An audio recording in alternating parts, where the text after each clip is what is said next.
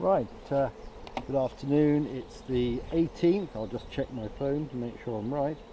Yeah, it's the 19th of April and it's a couple of minutes after 2 and it's very warm. The bees are flying very well today. You can probably hear them. I'll just move the camera.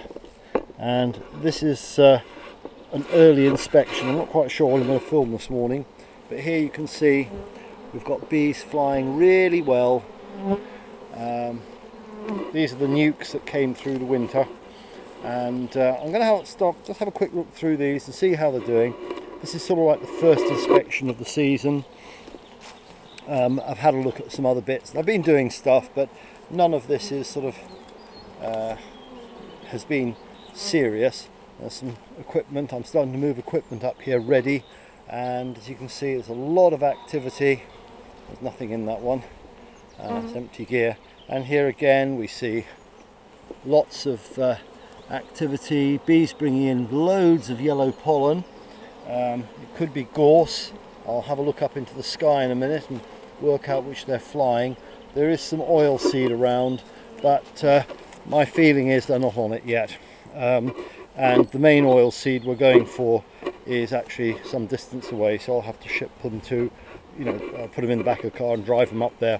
But yes, we do have quite a bit of activity here today, and the bees seem very happy, so we're going to have a look. So the first one I'm going to look at is this hive here. Let's have a look at the equipment I brought with me. I bought a bucket, a plastic bucket. That's for putting any brace comb in, so there we are. A hive tool and a smoker, and apart from that you don't really need much gear at this time of year. There's nothing important going on. So what am I looking for? Well, I'm going to try to check to make sure these bees are building up nicely, see if there's any problems, and be aware of the fact that if they're getting crowded, they're going to start looking for things to do, and the things to do I don't want them to do, I'll think about swarming. Anyway, we'll open this one here up first. There we go, and we'll see what's going on. One of the interesting things I've discovered is that bees seem to be quite attracted, in particular to yellow, for having a poop on everything. So nice clean hives are now all covered in bee poop, but that's normal. Right, okay, so here we are. Let's have a look. Let's give it a little puff. Now this is a super I put on the other day, and there's not a lot going on in here at all at the moment. There's some drawn comb I gave them, and they seem to be just getting on, cleaning it, making little repairs. But the main thing is they're up there and they're interested, so that's good. So we'll just pull this off, move it to one side. Never put a box on the floor. If you put it on the floor, the chances are the queen will step out and you tread on her. Okay, here's the queen excluder I put on, and we'll just see what's going on. They don't need a lot of smoke. You don't have to steam them, smoke them to death. It's just a little bit to let them know you're there. Very gently peel off the queen excluder. Double check the queen's not standing on it. It's quite common in early season to find the queen standing somewhere where she shouldn't, and it's a fast way to lose her. Anyway, what have we got? We've got 1, 2, 3, 4, 5, 6, 7, 8, 9, 10. We've got 10 frames in this one. It's a bit naughty of me. Should really have 11, but with the build-up of propolis over the winter, the frames are just a millimetre or two too thick, and they won't fit nicely. So, first things first, hive tool. I like one of these with a J on it, and I just move that to one side, and I'll pull this first frame out, and here we go. Now this is a sacrificial frame. As you can see, there's a super tight frame, and they've built some brace comb beneath it, which is in drone size, which means the queen will eventually lay drone in there, and when that happens I will cut that away once it's sealed, because it acts as an absolute magnet for Varroa, and it's part of my integrated Varroa management system. So we're just checking this this frame here. There's no brood on here. It's just stores. Some of these are from last year, but there's nothing on here which worries me, so there's no sign of the queen. I'll just put that down there. There we go. And then we'll start looking. So once again, I like to start at the edge and move across and pull this one out. Oh, it's a nice heavy frame. Interesting. Right. Once again, it's all stores. I notice there's a lot of wet stuff here. I've built a bit of brace comb here. I'm just going to check there's not a sneaky queen cell hiding in there. So there's my bucket. Take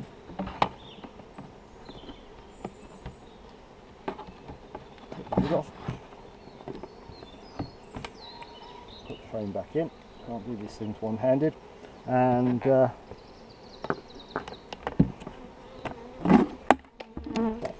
my box. I'll just whip this off. Lovely smell in here of fresh nectar, and off you go, girls. There we are. Drop a piece of stuff in there. No, it's just a slightly misshapen frame, and they've put some stuff, some brace comb in, so I'll just move that to one side. Have a look at the next frame. There's plenty of bees here. There's at least 1, 2, 3, 4, 5, 6, 7, 8, 9, getting on for 10 seams of bees, and a seam of bees is that which you see between two frames. Okay, and okay, so here we go. Oh, and look at this, lovely. We've got a nice patch of brood here. There's, I can find them, yeah, pollen around it, stores. Have a look on this side, and yeah, there's eggs and emerging brood. Now I don't think, even on the camera as good as this, you're going to see the eggs and brood at this stage. I'd have to set up the camera especially for it, but there are eggs and brood, and you can see bees here bringing in pollen. Really, I should have it more in the sun. I'll film this again in a minute, put the camera in a different place. But yeah, they're all working away merrily. There's plenty of brood on that, so that's one frame of brood there. That's the first one. So we just keep count of how many frames of brood. Queen can lay about 2,000 eggs a day at maximum at the moment. So that means in about 2 weeks' time we could have 2,000 new bees a day hatching out. Now that means that we're going to be overcrowded soon, so we're going to need a second box on here. So we'll have another look. And once again, really goodly shaped patch of brood here, and yeah, there we are, very quiet and gentle. These are classic buckfast, and there's emerging brood here. You can actually see one here. Look, there she is. She's stepping out. If I can get some more light on it, you can probably see her little head sticking out, and she's eating away out. So that's good. That's 2 frames of bees, or frames full of brood and emerging brood. Check this one.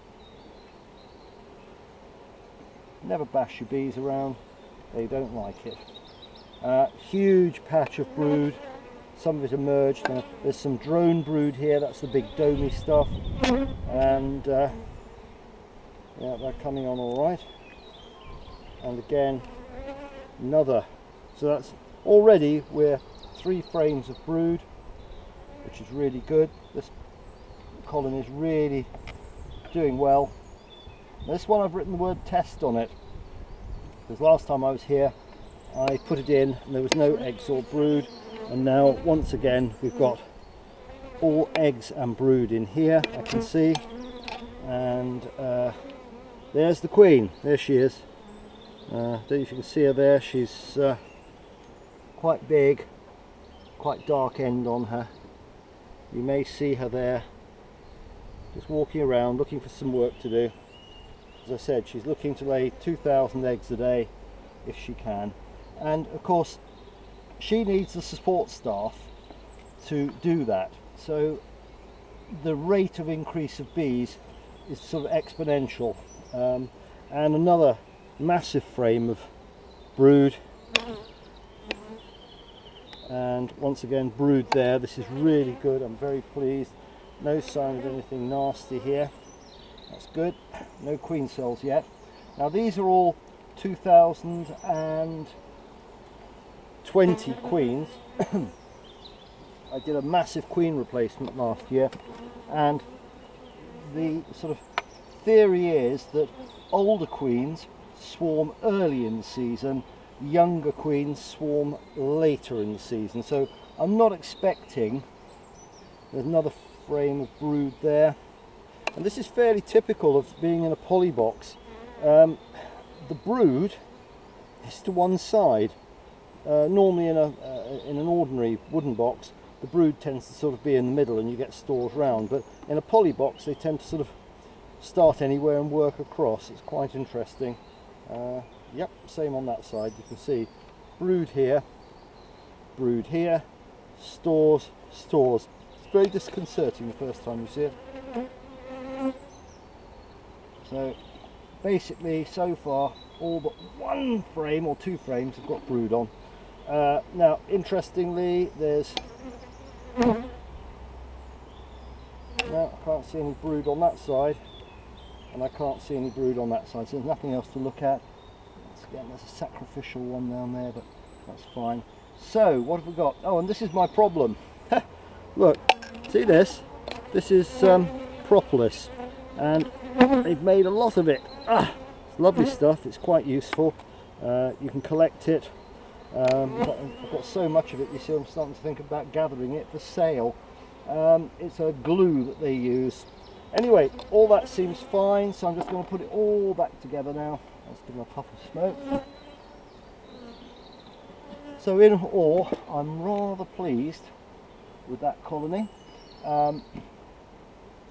As those young bees start to emerge over the next week or so,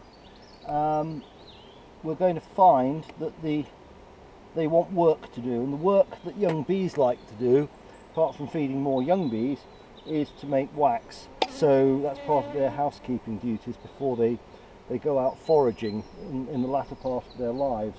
So you need to give them work, and the trigger, as I've said before, for swarming, or one of the triggers, apart from the age of the queen, is are they overcrowded? And I'm trying my best, because I don't want to be chasing swarms all summer this year, because we're still in a form of lockdown. I don't want to be out there meeting the great unwashed public at the moment, so I shall keep them, give them something to do, and if necessary I'll work in a way to give them more work all the time. So I shall possibly split them and put the queen into a separate box, let them raise new queens and all sorts of things, but I shall take my time on that. Okay, so there we are. We've basically got 1, 2, 3, 4, 5, 6 actual frames with plenty of brood in, so that's really good. Okay, so we put the queen excluder back on. I know where the queen is, she's in there, so always be careful, because trust me, they will do it. The queen will get above the queen excluder if she can, and she will lay eggs in your supers. You'd be amazed the number of people who get caught out on that, including myself. So I'm just going to put this on here, very gently on. Fortunately there's not a lot of bees on the excluder, so there's no danger of crushing them. And what I've got here is I've got fresh foundation. Okay, I've got 3 there, and I've got 3 drawn comb, and then some more undrawn, and that will give them some work to do as they hatch. And when I think they'll need it, perhaps in 10 days time, I'll probably put a second brood box on to extend what's going on. So there we are, so we'll put them back together. I have got a crown board in there, by the way, and there we are. So that's that one. So I'm rather pleased with that. So today, 19th of April, that one's doing very well. The queen looks really fabulous, and they came through the winter. So there we are. Alright, that was the first one. I'm going to go on and do some more, and I might do some more filming in a minute, which you might find interesting or not.